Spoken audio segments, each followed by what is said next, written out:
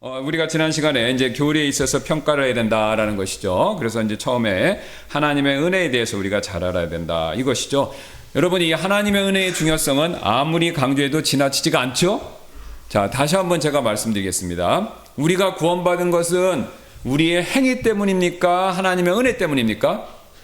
은혜 때문이죠. 이거 너무너무 중요합니다. 우리가 이거를 모르는 게 아닌데 이 강조점, 이 중요성을 살짝 놓치면요, 시간이 지날수록 우리 안에 자기 공로, 자기의를 내세우려는 성향이 있어서 나도 모르게 나 자랑, 내 공로, 그 다음에 나에게 중심을 두는 그런 신앙으로 흐를 수가 있습니다. 여러분, 천주교가 하늘에서 갑자기 떨어져서 그렇게 나쁘게 된 게 아닙니다.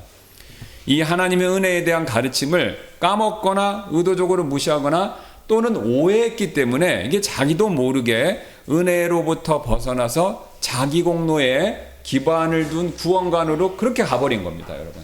이게 기독교 역사예요. 제가 기독교 역사책을 쭉 보고 공부를 해보니까 이게 이런 식으로 진행되는 겁니다. 근데 이게 천주교에만 우리가 일어났다고 천주교에만 손가락질 할 게 아닙니다. 우리가 성경을 올바르게 가지고 올바른 교회에서 올바른 신앙생활을 한다 하더라도 저와 여러분이 그 사실을 놓치면요, 시간이 흘러서 우리 세대 아니면 우리 다음 세대에 그걸 놓칩니다. 그러니까 교회가요, 이상하게 은혜가 중심이 아니라 내가 중심인 교회가 될 수 있다예요. 근데 그 시작점이 어디입니까? 구원에 대한 가르침에서부터 시작된다는 거죠. 그래서 절대로 나 자신의 우리의 공로 때문이 아니라 하나님의 은혜 때문이다. 객관적으로 예수님이 우리를 위해서 해주신 그 은혜 때문이다라는 걸 명심해야 된다는 거죠. 그 다음에 두 번째 또 우리가 명심해야 될 것이 우리 공로가 아니라는 건 잘 아시는 또 우리 믿음 때문도 아니죠. 예, 제가 이거 말씀드리고 굉장히 오해하세요. 어떤 분 충격도 받으십니다. 왜냐하면 우리가 그냥 이렇게 하는 말로 우리가 보통 생각하는 생각으로 이해할 때 믿음 때문에 우리가 구원받았다 이렇게 생각하시는데 절대 그렇지 않습니다. 성경은 이 사실에 있어서 굉장히 엄격하게 말을 하죠. 믿음을 통한 하나님의 은혜 때문입니다. 항상 믿음을 통한 거예요. 믿음에 의해서 믿음을 통해서. 영어는 정확해요. by나 through를 써서 by faith, through faith 이거밖에 안 써요. 그러니까 믿음 때문에 구원받았다는 것은요, 우리가 그냥 쉽게 생각해요. 물론 이제 그게 틀린 얘기는 아니지만 엄밀한 의미에서는 정확한 게 아니다라는 거죠. 그러니까 정확하지 않으니까 우리가 오해가 생긴다라는 겁니다. 믿음 때문이 아니라 하나님의 은혜 때문에. 믿음은 무슨 역할을 한다고요? 그 은혜를 받는 통로나 수단 역할이다. 그 이상도 아니고요, 그 이하도 아닙니다. 이게 하나님이 정해놓으신 법칙입니다. 그래서 믿음의 법이다 이렇게 얘기를 하는데요. 그래서 하나님의 은혜 때문에 구원받는 거지 믿음 때문이 아닙니다. 믿음을 통한 하나님의 은혜 때문에 구원받는 겁니다. 그러니까 은혜가 없으면 우리의 믿음도 헛것이에요. 보세요. 내가 믿으려고 하더라도 하나님의 은혜를 먼저 베풀어 주시 않았으면, 예수 그리스도를 우리를 위해서 보내주시 않았으면, 예수 그리스도께서 자발적으로 십자가에서 죽지 않으셨으면 아무리 내가 믿으려고 해도 그 믿음이 효과가 있습니까? 효과 없는 거죠. 믿음이라는 건 대상이 있어야 되고 그 대상은 객관적이어야 되는 거죠. 객관적인 대상이 없는데 내가 막 믿겠다 그러면 일종의 정신승리잖아요. 그렇죠? 그건 내가 여기 뛰어내리면 하나님이 나를 받쳐주실 거야, 받쳐줄 거 하고 뛰어내리는 거랑 똑같지 않습니까? 그건 정신승리죠. 예. 그러니까 내가 아무런 근거 없이 나는 천국 갈 거야, 나는 천국 갈 믿어 이렇게만 생각한다고 하나님이 천국 보내주시는 게 아니죠. 대상이 있어야 되는 거죠. 왜 내가 너를 천국에 들여보내야 되느냐? 하나님이 나중에 여쭤보시면 심판 때에서 대답할 게 있어요. 저는 그냥 믿기 때문인데요. 소용이 없습니다. 하나님께서 객관적으로 아들을 통해서 우리가 구원받는 데 필요한 모든 조건을 다 이루셨기 때문에 그걸 성경은 의라고 부르죠. 그것을 이루어 주시고 그것을 우리가 믿을 때 선물로 주셨기 때문에 그래서 우리가 구원받는 것이지 절대로 우리에게 난 어떤 것을 통해서 구원받는 것이 아니다라는 겁니다. 그래서 명확하셔야 됩니다. 정확하셔야 됩니다. 여러분, 계약서 쓸 때 한 단어 잘못 쓰면 어떻게 되죠? 나중에 큰 문제 생기죠. 그렇죠? 국가에서 법을 새로 제정할 때 심지어는 조사, 는가 이런 것만 해도 잘못 써도 여러분 그 문제 생기죠.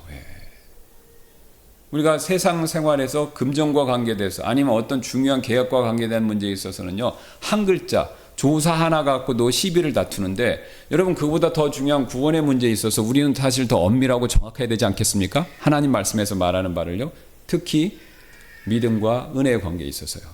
그러니까 우리는 이걸 명심해야 됩니다. 믿음 때문이 아니라 하나님의 은혜 때문에 구원받는데 그 믿음은 그 하나님의 은혜를 우리가 수여받는 그 혜택을 입는 그것을 선물로 받는 통로 역할을 한다 이거죠. 예. 그 다음에 두 번째 이 사실 굉장히 중요됩니다. 이건 너무너무 중요하고 그 다음에 교회를 평가할 때 우리는 하나님의 원칙 2번입니다. 하나님의 백성들이 자신들을 구원하신 하나님의 은혜를 분명하게 이해하고 깊이 감사하기 때문에 의롭고 거룩한 삶을 살도록 어느 정도 동기부여를 받는가를 파악해야 한다 이거죠. 그럼 이제 은혜로 구원받았으니까 그 다음부터는 반응이 두 가지입니다. 아, 은혜니까 내 마음대로 살아도 된다. 왜요?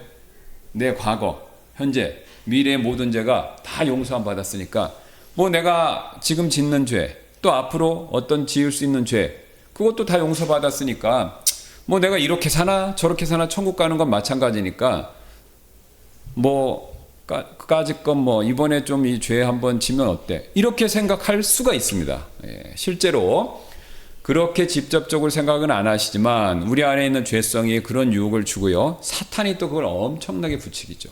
예.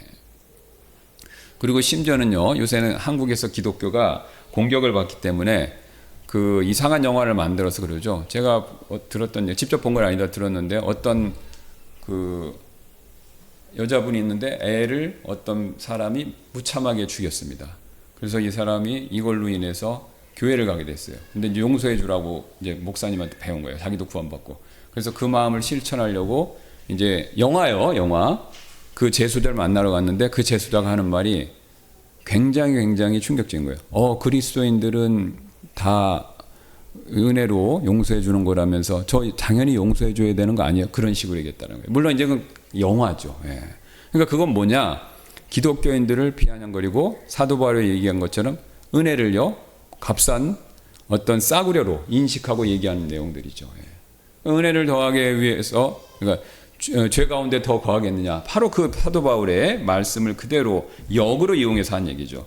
그런 얘기들은 다 잘못된 얘기입니다. 그래서 우리가 구원받았다라고 하더라도 은혜로 구원받았다고 하더라도 우리의 삶은요 구원받기 전과는 다르게 거룩하고 하나님 앞에서 경건한 삶을 살아야 되는 거죠. 예, 그래서 거룩하고 경건한 삶을 살아야 되는데 자 우리가 그래서 은혜를 바르게 이해하는 한편 또 우리가 거룩한 삶을 살아야 되는데 이 거룩한 삶을 살 때 이게 두 가지 오류가 보통 나타납니다. 첫 번째는 뭐냐면 아까 조금 전에 말씀드렸던 것처럼 반율법주의. 두 번째는 뭐냐면요 율법주의입니다. 그러니까 율법주의는 뭐냐면요 구원을 받기 위해서 자기의 행로와 공로를 의지하고 그것에 목숨을 거는 그런 신앙 태도다라고 한다면요 그 율법주의는요 구원받고 난 이후에도 똑같이 우리가 은혜로 구원받았지만 신앙생활은 또 내 힘과 내 공로로 하려는 경향이 또다시 나타난다는 것이죠. 그래서 구원에 이르기 위해서도 율법주의가 있지만요 구원받고 난 이후에도 신앙생활에 관련된 율법주의가 있습니다. 왜 그런 일이 벌어지냐 보세요. 구원받기 전에도 내 힘으로 하려고 하지 않습니까? 구원에 도달하기 위해서. 근데 우리가 그 습성이 여전히 있다라는 거죠. 내가 내 힘으로 하려는 그 경향이 있는 겁니다. 근데 그게 구원받았다고 한꺼번에 싹 없어지는 것이 아니라 여전히 우리 안에 내재되어 있기 때문에 구원받고 나서도요 내 힘으로 하려고 그러는 거예요. 내 힘으로. 그래서 이렇게 그 내 힘으로 하려는 게 강한 분들은요 이런 착각을 했어요. 아 구원은 은혜로 받고 신앙생활은 내 힘으로 하는 거다 이렇게 해요. 근데 여러분 이건 반쪽만 맞는 얘기죠. 구원받은 것도 은혜고요 신앙생활 하는 것도 뭡니까? 은혜로 하는 거죠. 그러면 나는 뭐 하는 겁니까? 내 노력은 필요 없습니까? 그거 아니죠. 자 보세요. 구원받기 전에 내가 믿었을 때 그 믿음이 무슨 역할을 했다고 말씀드렸습니까? 통로수던 역할을 했죠. 구원받고 나서 얘가 그리스도인답게 살을 때 내 믿음과 내 행동이 뭐냐면요 하나님의 능력을 받는 통로 역할을 하는 것뿐입니다. 그 이상도 그 이하도 안 해요. 구원받기 전에 그리스도의 의를 믿음을 통해서 전가받았듯이 구원받고 나서도요 하나님이 우리가 경건하고 거룩하게 살 수 있는 능력을 하나님이 주시는 겁니다. 근데 그걸 받는 통로가 뭐예요? 내 믿음과 믿음에 따른 야고보에서 나오는 행하는 것뿐이에요. 그러니까 우리의 믿음과 행함은요 하나님의 경건한 삶을 살 수 있는 능력, 이게 성화라고 그러죠. 그 경건한 능력을 받는 수단이나 통로밖에 그 역할 이상도 아니고 이하도 아닙니다. 근데 이 사실을 잊으면요 우리가 내 믿음과 내 공로, 그러니까 내 힘과 내 믿음과 내 힘으로, 내 노력으로 신앙생활 한다라고 착각하시고 굉장히 자기중심적으로 신앙생활을 하실 수가 있습니다.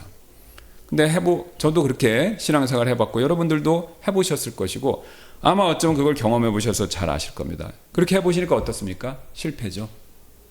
처음에는 잘 되는 것 같지만 영적으로 결국은 실패입니다. 하나님이 궁극적으로는 복을 안 주시죠. 왜요? 내 힘으로 했을 때는요 한계가 있기 때문에 그렇죠. 그러니까 하나님의 능력과 은혜를 덧입어서 해야 됩니다. 하나님의 은혜와 능력. 제가 지난번에 배터리 보여드렸잖아요. 그 배터리에서 나오는 힘으로 LED 전구가 빛이 나듯이 구체적으로는 우리 안에 계신 성령님의 능력을 통해서 우리 안에서 선한 행위가 나와야 된다 이겁니다. 그러니까 우리가 그 연습을 똑같이 하셔야 돼요. 구원받기 전에 내 마음을 완전히 내려놓고 주님만 의지했듯이 구원받고 난 이후에도 내 힘과 노력 이런 것들에 의지하지 말고 그걸 완전히 내려놓고 주님을 의지하면서 주님의 능력을 덧입어서 신앙생활을 해야 된다 이거죠. 자, 그런데 이제 이게 이해가 안 되시면요 어떻게 되냐, 내 힘과 내 노력으로 하는데 그거를 더 잘하게 해주겠다고 그걸 열심히 하게 만들어주겠다고 규칙을 막 더하죠. 규칙을 막 더합니다. 그래서 뭐 하시고 막 더해요. 또 그게 교단마다 있고요. 그 다음에 교회마다 있고요. 목사님마다 있고 또 개인별로 다 있으세요. 그렇죠? 침례교는 침례교들이 있고 장로교는 장로교들이 있고 다 다르게 있습니다. 저는 그렇게 그런 규칙을 만들어서 하는 게 잘못됐다라고 생각지는 않습니다. 성경에서도 그걸 잘못됐다라고 얘기하지 않고요. 문제는 규칙은 있어야 됩니다. 근데 문제는 뭐냐? 그 규칙을 내 힘으로 지키려고 하기 때문에 그게 문제라는 거예요. 그리고 또 문제는 그 규칙이 성경에서 말하는 것 이상으로 너무 엄하거나 너무 심하거나 너무 극단적인 것까지 가기 때문에 문제라는 거죠. 그러니까 이제 그런 규칙에 의해서 막 억지로 시키면요 결정적으로 어떤 문제가 생기냐, 마음 없이 하게 됩니다. 마음 없이. 여러분 누누이 말씀드리지만요 신앙생활, 저와 여러분이 신앙생활 잘 하시려면요 마음 중심의 신앙생활 하셔야 돼요. 왜요? 구원받을 때도 마음으로 믿는 거지 않습니까? 근데 그 마음으로 믿을 때 어떻게 믿으셨습니까? 대충인가요? 아니죠. 머리로인가요? 아니죠. 온 마음을 다해서 겸손하게 낮춰서, 그래서 예수님만 딱, 우리 흔히 하는 말로 예수님 바지끄레기만 딱 붙들고, 그래서 우리가 구원받은 거지 않습니까? 똑같습니다. 우리가 마음으로 믿어서 의에 이르렀기 때문에, 마음으로 믿어서 구원받았기 때문에 그 마음 중심의 신앙생활을 구원받고 난 이후에도 계속해서 하셔야 된다는 겁니다. 그래서 마음으로 하나님의 명령에 순종하는 이 연습을 우리가 죽을 때까지 해야 된다라는 거죠. 근데 규칙을 먼저 이렇게 제시하고요, 그걸 막 엄하게 지키라고 요구하면요 마음 없이 그냥 겉으로만 하게 돼 있습니다. 그러니까 형식주의에 빠져요. 여러분 군대 갔다 오시거나 또 학교에 계셨던 분들, 학생이 하셨던 경험 생각해 보세요. 나 하기 싫은데 학교에서 무조건 하라고 그래요. 나 하기 싫은데 군대에서 하라고 그래요. 나 하기 싫은데 직장에서 하라고 그래요. 그럼 어떡합니까? 마음 없지만 하시는 거잖아요. 그 마음 없이 하면요 어떻게 되냐, 외식이 발전하죠. 그러니까 마음이 없는데도 직장 상사를 보면 웃으셔야 돼요. 마음이 없는데도 어떻게 되는 겁니까? 상관을 보면요 깍듯하게 존경하는 표시를 해야 돼요.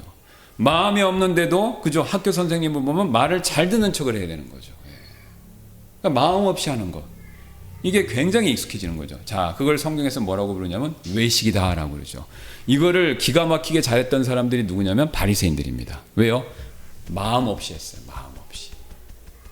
그들은 마음 없이, 마음에 하나님을 사랑하고 이웃을 사랑하는 그런 마음이 부족한 상태에 규칙만 열심히 만들어서 규칙을 지키겠기 때문에. 바리새인들이 왜 생겼는가, 어떻게 생겼는가라는 것을 제가 과거에 설교할 시간에 말씀드렸지 않습니까?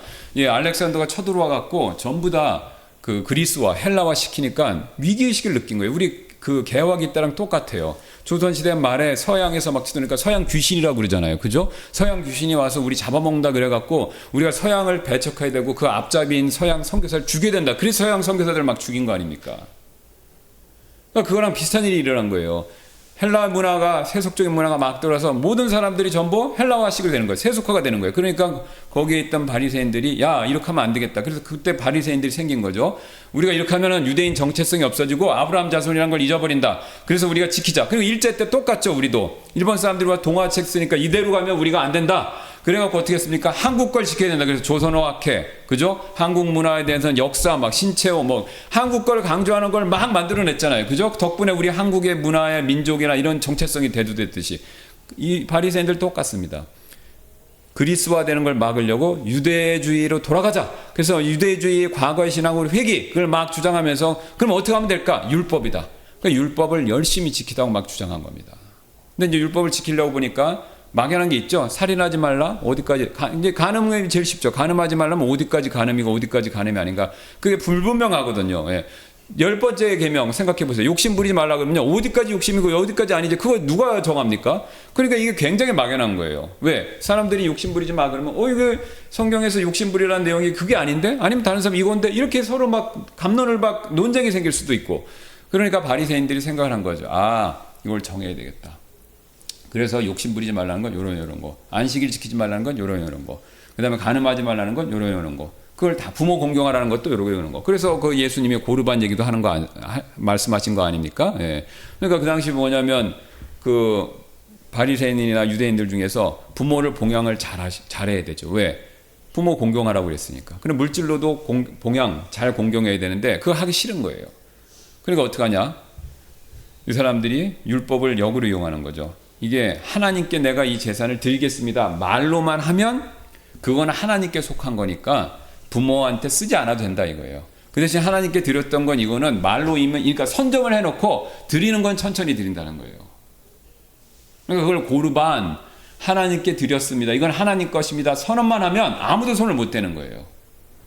그래서 자기가 갖고 있으면서 적당히 쓰다가 이제 딴 사람은 안 쓴다 이렇게 핑계 대는 거죠. 그러니까 우리도 그런 거 있지 않습니까? 이거 누가 돈 좀 빌려. 이거 내가 우리 자식 뭐 결혼하려고 내야하는 거야. 뭐 하려고 떼어놓은 거야. 그러니까 못 줘. 이렇게 하고 딱 찍어놓고 찜해놓고 다른 사람 돈 안 빌려주는 경우 있잖아요. 그죠? 뭐 집 살려고 하는 거야 이런 것처럼. 그러니까 그것처럼 이거 하나님께 드릴 거야 고르반 선언만 하면 다른 사람이 그 손 못 대게 할 수 있는 거죠. 그런 걸 이용했다라는 거죠.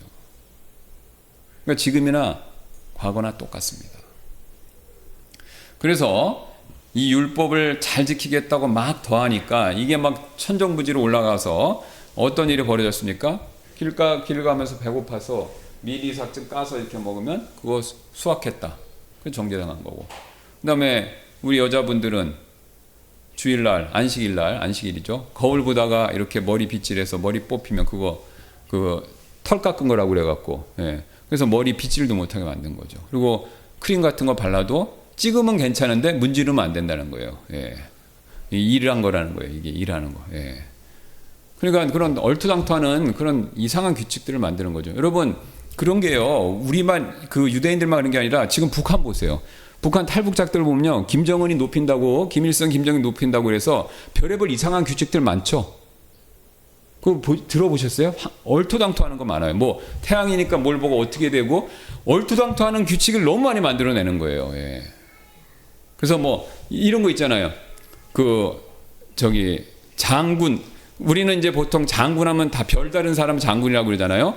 그러면 그 장군이라는 호칭을 김일성이만 써야 되기 때문에 그 호칭은 장군이라고 쓴대. 그래서 그러면 진짜 우리가 쓰는 장군들 별다른 사람들을 뭐라고 하면 영관이라고 그러나 다른 말을 비슷한 말을 만들어서 그렇게 쓰는 거예요. 그러니까 그리고 또 그거 아시죠? 원수하고 원수, 그죠? 김일성 원수잖아요. 근데 그거를 적을 원수가 제일 높은 사람도 얘기하고 적도 얘기하잖아요. 그러니까 그걸 구별하려고 있지도 않은 말을 만든 거죠. 원수, 김일성은 원수고 미제는 남한 괴뢰두당은 원수. 예, 그러니까 수하고 수하고 이렇게 구별하는 거예요.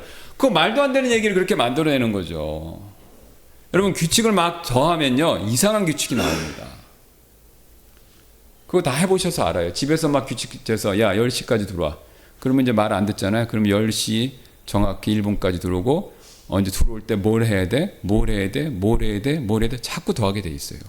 그거 현행법에도 있어요. 사기 너무 잘 치니까 사람들이 한국 사람 머리가 좋아서 사기를 너무 많이 치니까 그 사기를 막으려고 법을 계속 만들죠. 계속 만들잖아요. 그죠? 보이시피싱에서 하는데 허점을 뚫고 또 이렇게 사기치는 거예요. 그러니까 그걸 뚫으니까 잡아도 처벌하기가 어려운 거예요. 그러니까 그 새로운 법을 또 만드는 거예요. 또 만들고 그러니까 법이 덕지 붙는 거죠. 이거는 모든 인간 사는 세상에서 나타나는 현상입니다. 예. 근데 그렇게 하면요, 어떤 현상이 벌어지냐면요, 그 법을 만들어서 강압을 하면요, 지키죠. 무서우니까. 그러나 마음은 멀어집니다. 마음은 멀어져요. 근데 우리 신앙에서, 우리 기독교 신앙에서 하나님은 제일 중요하게 여기시는 건요, 우리 사람 중에서, 영혼 몸 중에서 마음입니다. 마음. 마음이 멀어지면요, 하나님과 진짜 멀어진 거예요. 그래서 입으로는 하나님을 찬양하고, 그죠? 하나님께 영광 돌리지만 저 백성이 마음으로는 멀다. 그렇게 말씀하시잖아요. 그러니까 우리가 마음이 가까워지도록 연습을 하셔야 됩니다. 마음이 멀어지면 우리 신앙은 끝난 겁니다.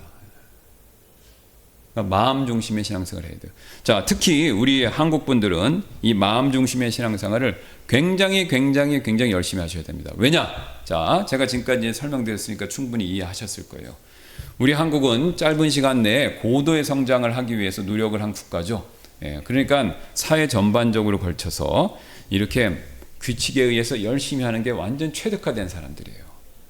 특히 공부 같은 거 너무 강조하니까, 그죠? 하기 싫어도 해야 돼요. 그죠? 무조건 하게 돼 있습니다. 신기하게도 공부 좋아서 하는 애들은 상위 1%밖에 없어요. 나머지는 다 억지로 하는 거예요. 자, 그러면 대부분의 우리 한국 사람이 학교에서 시간을 청소년기에, 어렸을 때부터 청소년기에 보내는데 1% 사람들 빼놓고는요, 하기 싫은데 하고 싶지 않은, 내 마음은 별로인데 하기 싫은 일을 억지로 하는데 굉장히 그게 체득화되어 있어요. 그러니까 그 얘기는 뭐냐? 어렸을 때부터 위선적으로 삶을 사는 게 연습이 된 겁니다. 연습이 된 거예요. 그러니까 하기 싫어도 해야 돼. 어쩔 수 없이 해야 돼. 그리고 내가 좋아서가 아니라 누구를 위해서? 부모님을 위해서, 그 다음에 뭐 학교 선생님을 위해서, 학원 선생님을 위해서. 억지로 하는 게 체득화가 된 거예요. 그러다 보니까 우리가 나도 모르게 우리 한국 사람들은 위선, 이게 굉장히 많이 퍼져 있습니다. 그러니까 한국 사람들 이런 얘기 많이 하시죠? 한국 사람은 척을 잘한다. 한국 사람은 허세를 많이 부른다. 위선, 이게 굉장히 발전되어 있는 거예요. 우리 문화의, 이게 세속 문화의 특징입니다. 한국 세속 문화의.